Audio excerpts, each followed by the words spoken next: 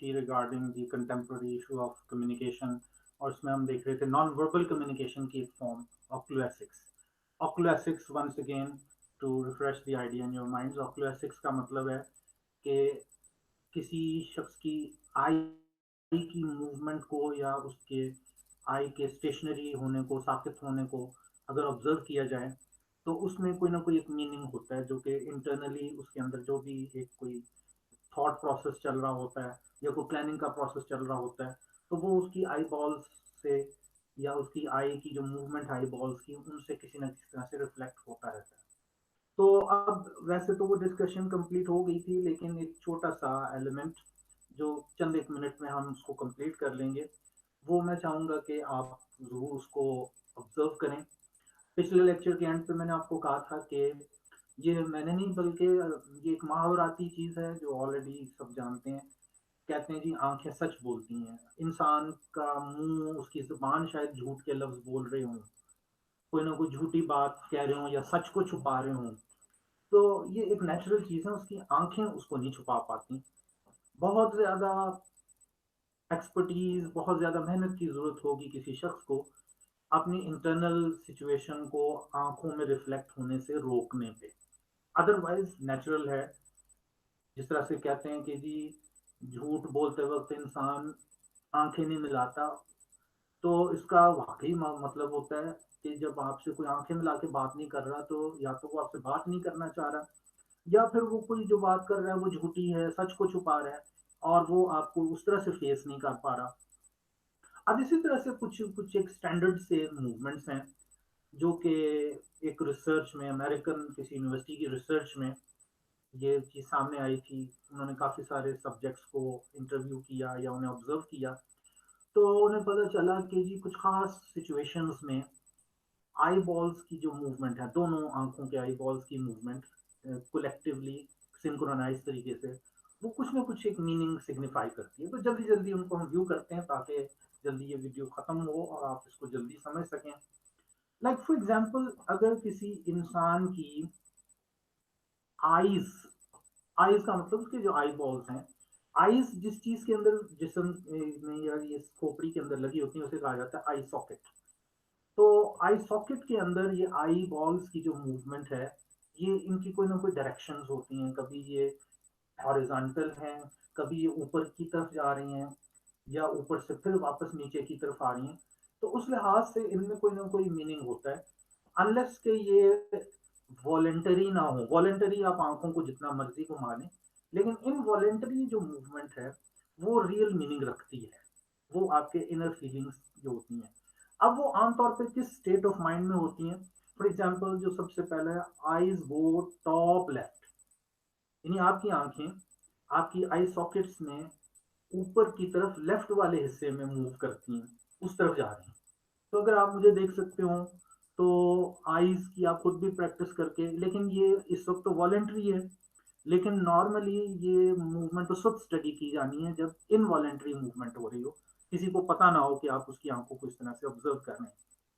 तो अगर ये आईज जो हैं वो ऊपर वाले कोने की तरफ, लेफ्ट वाले कोने की तरफ मूव कर रही हैं सबकॉन्शियसली, और इस दौरान आप कोई वर्बल या ओरल कम्युनिकेशन भी कर रहे हैं, लाइक आप कोई स्पीच में हैं या आप किसी इंटरव्यू में हैं या आप किसी कन्वर्सेशन में हैं, और इस दौरान आपकी ये जो आई बॉल्स की मूवमेंट है ऊपर लेफ्ट की तरफ होती है, तो इसका ज़्यादातर वजह ये होती है, इसका मतलब ये होता है कि आप कोई इंफॉर्मेशन, अपने जहन में पड़ी हुई इंफॉर्मेशन को रिकॉल कर रहे हैं, सर्च कर रहे हैं। कंप्यूटर सर्च करते हैं तो इंसान भी अपनी मेमोरी में चीज़ों को सर्च करता है, और ये सब कॉन्शियसली होता रहता है। अब खास तौर पे कोई पुरानी बात है जो आप डिस्कशन के दौरान आपको कोई याद करनी है, तो आप you tend to move your eyes towards the upper left corner. ठीक है।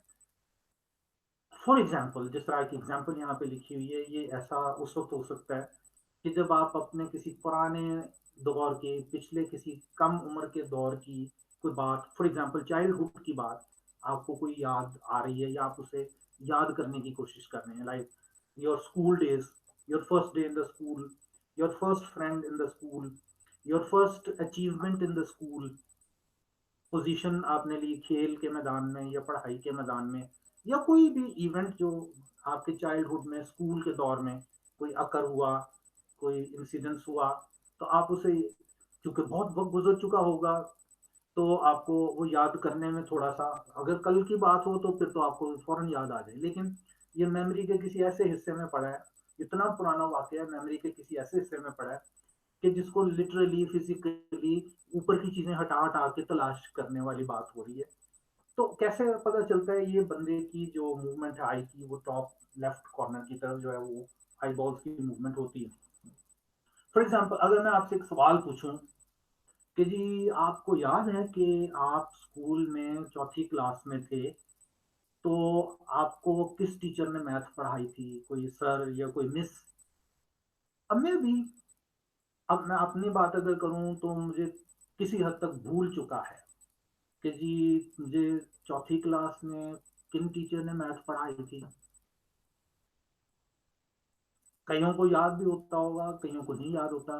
वो भूल जाने का मतलब ये होता है कि वो मेमोरी में किसी निचले लेवल पे पड़ा है, मौजूद ही है वो इन्फॉर्मेशन, लेकिन उसको सर्च करके फिर कुछ याद करना है कि फलां थे या फलां थे। हाँ हाँ हाँ, फलां ने मुझे मैथ पढ़ाई थी क्लास 4 में। इवन के आप मैट्रिक में सोचें तो समटाइम्स आप भूले हुए होते हैं कि जी हाँ मैथ तो पढ़ा था, लेकिन किन टीचर ने पढ़ाया था। तो आप सबकॉन्शियसली अपनी मेमोरी को सर्च करते हुए you will be tending to look upwards to the top left side. और अगर आप किसी को इस तरह से देखते हुए महसूस होते हैं और इस दौरान वो थोड़ा सा पॉज भी दे रहा है, तो आप यूं समझ लें कि they are trying to recall something from their memory, from their information. ठीक है। अब इसका ये मतलब नहीं है कि वो कुछ चीज घड़ रहे हैं, बना रहे हैं। उसकी आई मूवमेंट कुछ और होगी। ये जो टॉप लेफ्ट की तरफ है, ये इस चीज की इंडिकेशन है कि जी कोई चीज हुई थी, कोई मामला था, लेकिन अब याद नहीं आ रहा। I am trying to search it out from my memory. और वो चूंकि वो रियलिटी है इसलिए इट इज टेकिंग टाइम। लेकिन अगर कोई, आप किसी से कोई सवाल पूछें और वो कोई बहाना तलाश कर रहा हो या कोई झूठ घड़ रहा हो ताकि मैं ये बताऊं, उसमें ये पोजीशन कभी नहीं होती, उसमें कुछ और पोजीशन। दूसरा है जनाब, कंस्ट्रक्टिंग अ मेंटल पिक्चर। ये कब होता है या इसका कैसे पता चलता है? इसका कैसे पता चलता है कि जी ये बिल्कुल ऑपोजिट डायरेक्शन में, पहले वाले से बिल्कुल ऑपोजिट, ये eyes they go to the top right, इस तरफ। आप कुछ सोच रहे हैं और आपकी आंखें जो है वो रहा है, तो ये उस वक्त होता है जब आप कोई जहन के अंदर किसी चीज का कोई तस्वर बना रहे हैं, कोई पिक्चर सी, कोई मॉडल सा आप उसका बना रहे हैं। हो सकता है कि वो पॉजिटिव सेंस में हो कि जी हाँ कोई काम मैं बना रहा हूँ, तो पहले let me think it out. या फिर ये भी हो सकता है कि आप कोई बहाना सोच रहे हैं, कोई आप एक्सक्यूज या कोई जाली या कोई फेक चीज जो है वो, उसको क्योंकि आपने उसे बताना है तो पहले उसको जेहन में भी क्रिएट करना होता है। तो ओवरऑल ये आमतौर पे जो शायर लोग होते हैं, ये कोई अपना शेर सोच रहे हैं जिसको वो आमद आना कह रहे हैं, या जो पेंटर होते हैं वो सोच रहे हैं कि जी क्या पेंट मैंने करना है, तो वो अपनी कोई एक मेंटल पिक्चर उसकी बनाते हैं कि जो मैं बनाऊंगा उसका खाका क्या होगा।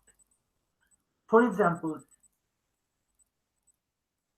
अगर आपसे एकदम सवाल पूछा जाए what would you do if you become a team lead, तो अब आप पहले टीम लीड नहीं है। अब आपको एक सवाल पूछा जा रहा है कि जी अगर ये हो जाए तो व्हाट वुड यू डू।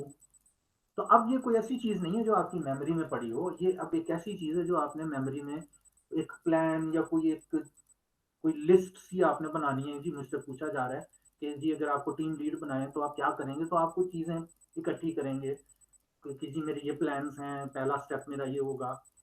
ऐसी हालत में इंसान की जो आईज हैं they go to the top right. ये एक क्वेश्चन है, ये आप किसी से पूछ के आप इसको टेस्ट कर सकते हैं। जितने भी क्वेश्चंस यहाँ मैं एग्जांपल में ले रहा हूँ, इस किस्म के क्वेश्चंस लोगों की आंखों को स्टडी और जज करने के लिए आप किसी से भी पोज कर सकते हैं, वो इनवॉलेंट्री आपको ये कम्युनिकेशन मिल जाएगी। फिर उसके बाद है जी गो मिडल लेफ्ट। मिडल लेफ्ट का क्या मतलब है? मिडिल लेफ्ट का मतलब है कि जी आप ऊपर की तरफ नहीं जा रहे, ये हॉरिजॉन्टल जो एक स्पेस है ना आई बॉल्स की, उसी में ही आप लेफ्ट की तरफ मूव कर रहे हैं। यानी आई बॉल ऊपर नहीं गए, नीचे नहीं गए, इसी जगह पे रहते हुए they tend to move towards the left. शायद किसी जगह आपने इसको ऑब्जर्व किया हो, खुद भी आपको याद आ रहा हो कि जी मैंने इस वक़्त ये हरकत कब की थी। तो ये आम तौर पे उस वक़्त होता है जब आप कोई ख़ास किस्म की कोई ऑडियो या साउंड, चाहे वो मैकेनिकली प्रोड्यूस हुई हो, चाहे वो किसी के बोले हुए लफ्ज़ हों, अम्मी जान के लफ्ज़ हैं, अब्बा जान के, डैडी के या मॉम के कोई लफ्ज़ हैं जो पहले से बोले हुए हैं, या आपका जो कोई पार्ट जिसको आप पसंद करते हैं, फ़ेवरेट पॉलिटिशियन या आपका कोई फ़ेवरेट सिंगर, फ़ेवरेट प्लेयर, तो कभी ना कभी आपने उनकी आवाज़ सुनी होगी। तो अब आप उसे रिकॉल कर रहे हैं कि जी ये आवाज़ क्या थी। और अक्सर अगर आप आवाज़ रिकॉल कर लें तो आपको मेमोरी की बाकी लिंक्स, वो पूरी की पूरी लिंक लिस्ट वो भी रिकवर हो जाती है। तो एक एग्जांपल ये है जनाब कि can you remember how a glass shatters when it is dropped on the floor? अगर आप कोई शीशे का ग्लास जमीन पे फेंकें तो उसकी क्या आवाज़ होती है? अब ये आप अल्फाज में शायद ना बता सकें कि क्या वो आवाज़ होती है, लेकिन जो आवाज़ होती है वो आप ज़रूर अपने ज़हन में सर्च कर रहे होते हैं कि ये आवाज़ होती क्या है? वो छन की आवाज़ है या खड़ाक की आवाज़ है, वो जो भी आवाज़ है, उसके लिए शायद कोई लफ्ज़ भी ना हो उर्दू में, इंग्लिश में, सिवाय इसके कि आप कहें कि जी ग्लास शैटरिंग साउंड। लेकिन वो साउंड एक्चुअली आपकी मेमोरी में है, तो आप उसे याद करेंगे, आप महसूस करेंगे कि वो जो आवाज़ मैंने याद की है, वो फिर कानों में गूंज रही है। और ये वो चीज़ें होती हैं जिनसे आप मुख्तलिफ और बातों को रिकॉल करते हैं, मेमोराइज़ करते हैं, और आगे के फ्यूचर के दिनों में आप उसकी मदद से कोई इंडक्शन या डिडक्शन कर लेते हैं। हाँ, इस पे आप खुद भी गौर कीजिएगा। अब इससे ऑपोज़िट अगर मूवमेंट हो, यानी eyes instead of going middle left they go middle right. अब ये भी साउंड से ताल्लुक़ रखती है, लेकिन ये कोई ऐसी साउंड है जो कि आपकी मेमोरी में है ही नहीं। लेकिन आप सोचते हैं कि भी अगर ये साउंड होती तो क्या होती? इट्स वेरी ऑपोजिट टू कि एक ऐसी साउंड जिसको कि मेमोरी में महफूज किया हुआ है।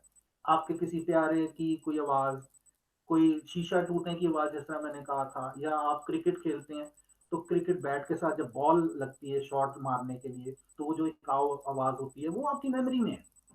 लेकिन अब आपसे कोई ऐसा सवाल पूछा गया या कोई ऐसी सिचुएशन आपके सामने आ गई जिसमें आवाज़ पहले से मौजूद नहीं है, आप सोच रहे हैं कि ये आवाज़ किस किस्म की हो सकती है। मसलन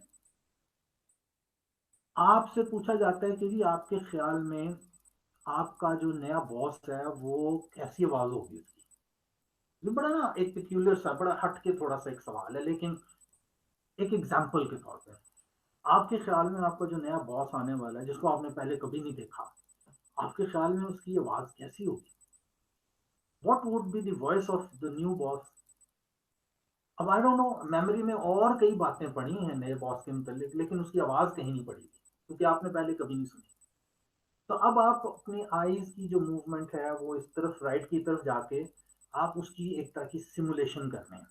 you are trying to figure out, तो यार ये बॉस पता नहीं कोई मोटा सा आदमी है, गंजा सा आदमी है, और जनाब हर वक्त उसके मुंह में कोई पाइप, सिगार या सिगरेट होता है, या वो पान चबाता है, या वो जनाब कम बोलने का आदी है, ज्यादा बोलने का पता नहीं किस किस्म का है। लेकिन फिर उसकी आवाज कैसी होगी, मतलब मोटे से आदमी की आवाज कैसी होती है? अब आप फिगर आउट करें कि फिर मेरे बॉस की आवाज कैसी होगी। अब वो अगर कोई फीमेल है तो आप सोचेंगे कि पता नहीं कुछ धांसू किस्म की खातून है। तो आमतौर पे खवातीन की आवाज का जो टेम्पो होता है वो जरा नीचे की तरफ होता है, लेकिन उसकी इंटेंसिटी ज्यादा होती है। तो अब आप सोच रहे होंगे कि जी वो जो नई मैडम आ रही हैं वो पता नहीं किस तरह बोलती होंगी, तेज बोलती होंगी, हल्का बोलती होंगी, गुस्से में बोलती होंगी, गुस्से में कुछ और आवाज है, प्यार से कोई बात कर रहे हो जिसको गुस्सा नहीं है तो वो कुछ और आवाज है। ट्राई टू थिंक कि अगर आपको अपने स्पाउस का नहीं पता, तो आप सोचें कि आपके स्पाउस की आवाज कैसी होगी। जरा एक थोड़े लतीफे के तौर पे भी ये करके देखिएगा।